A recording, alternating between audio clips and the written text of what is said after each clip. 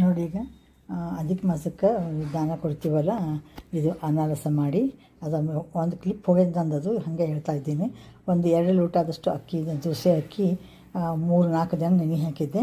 ನೀನು ರಾತ್ರಿ ಅದನ್ನೆಲ್ಲ ತೆಗೆದುಬಿಟ್ಟು ನೀರು ತೆಗೆದು ಹಿಂಗೆ ಹಾರಾಕೀನಿ. ಈಗ ಇದನ್ನೇನು ಮಾಡ್ತೀನಿ, ಮಿಕ್ಸಿಗೆ ಹಾಕ್ತಾಯಿದ್ದೀನಿ ನಾನು.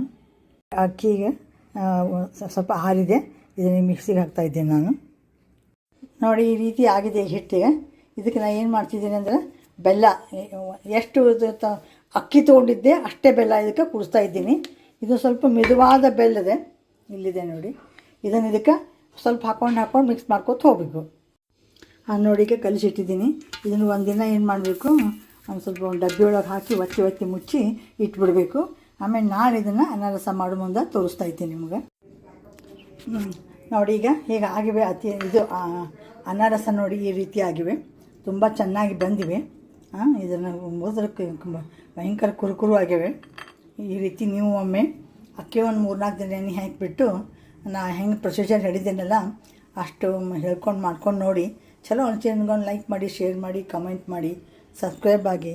Thank you very much for watching my channel. Thank you once again.